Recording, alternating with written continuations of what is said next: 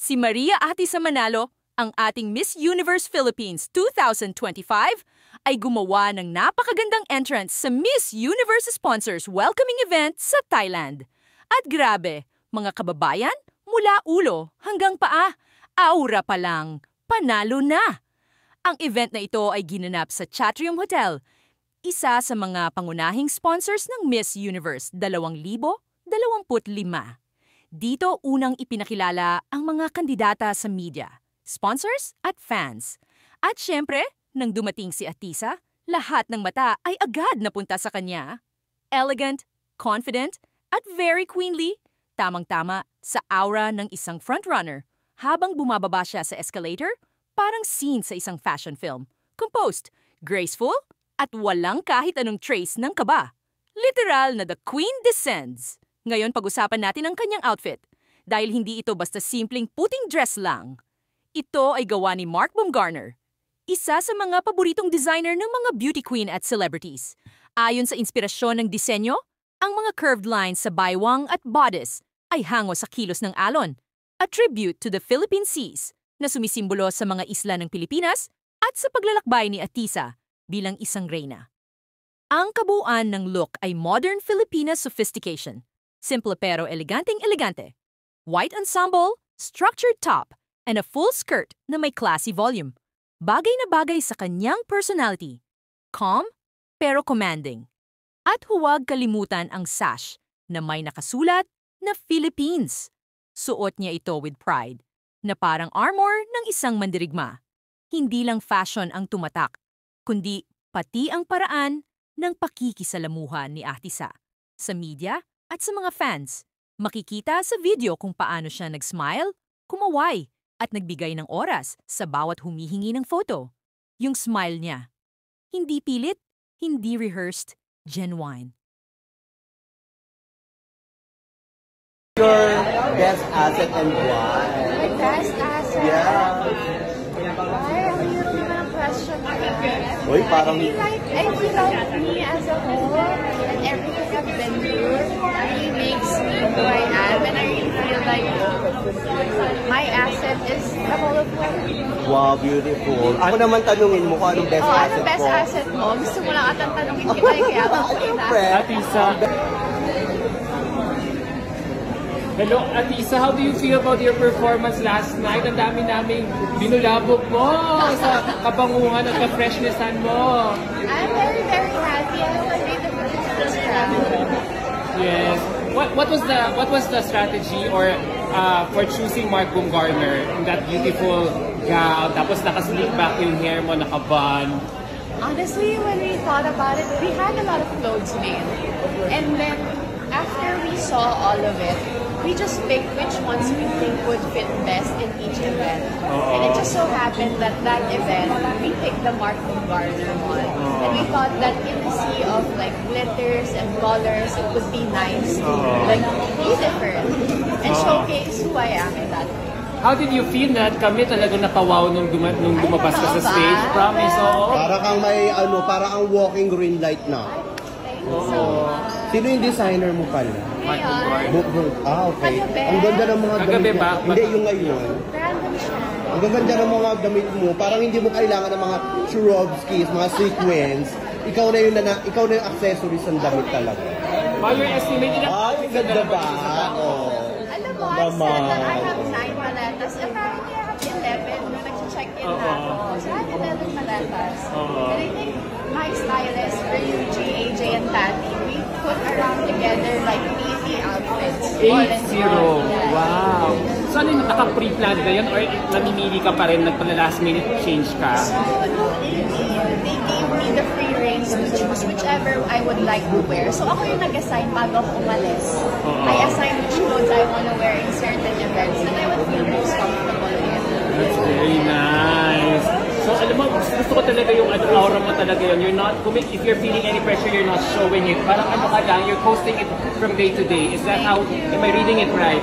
Yes, because I think that as much as this is a competition, it is an experience. And I really want to, be happy and joyful and experience the whole thing with an open heart. Because the competition starts when it's judging time. Right now, for me, is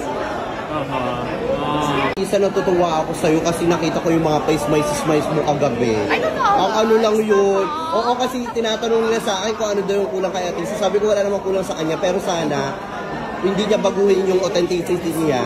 Mag-add lang siya ng konti. Gusto ko yung makita siya yung smice. Tapos nakita ko siya agabi, sinasabi ko, umiiyak ako sa live ko agabi kasi tuwan-tuwa ako.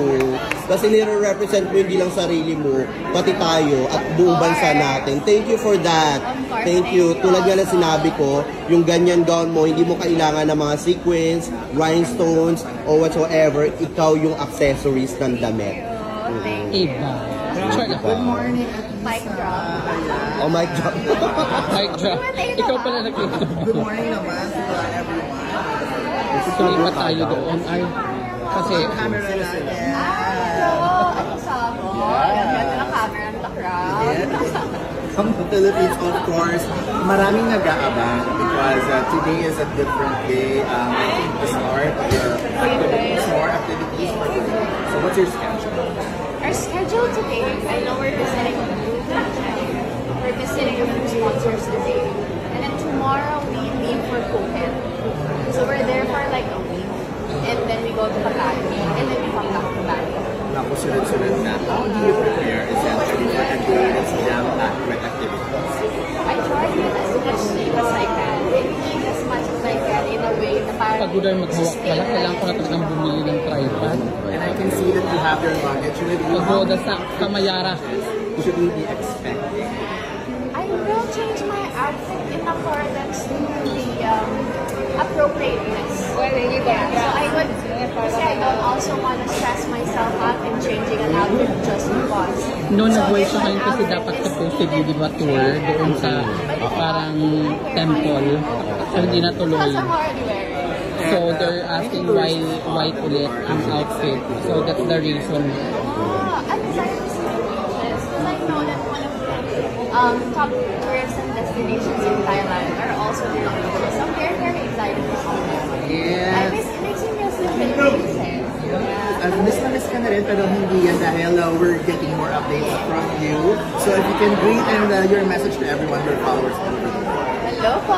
Magandang araw to everyone. I hope you continue to support my journey and about making me proud here at Miss Universe. How about the online voting? The online are you ongoing? To everyone, please vote for me para I can have a special dinner with Victoria when we get to Phuket.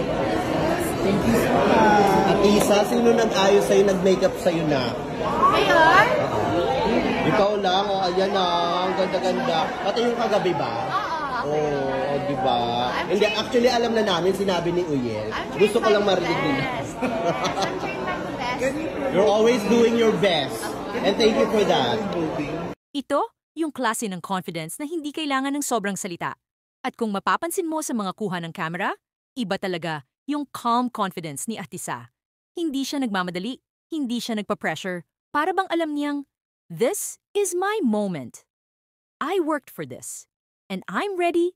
Ang kanyang eleganting pagbaba sa escalator ay naging viral moment. Hindi lang dahil sa ganda ng shot, kundi dahil sa meaning nito. Parang simbolo ng kanyang journey bilang beauty queen. Isang babaeng unti-unting umaangat, steady at sure, patungo sa pinakamataas na corona ng Miss Universe. At kung titingnan mo ang mga reaksyon ng netizens, karamihan ay proud na proud. Sabi nga ng iba, Atisa doesn't need to shout to be noticed. Her presence speaks for itself. Tunay nga at na. Ibang klases ang Filipina beauty, hindi lang sa mukha, kundi sa posture, confidence, at puso. Kaya mga kaibigan, kung ito pa lang ang simula ng journey ni Atisa sa Thailand, paano pa kaya sa preliminaries at finals night? The way she carries herself, the elegance in her movement, and the calm yet strong aura. Lahat yan ay senyales na hindi lang siya basta sasali, kundi lalaban para sa ating ikalimang Miss Universe crown. Maria Atisa Manalo, you made the Philippines proud already. And from the way things look, this could be the start of something truly historic.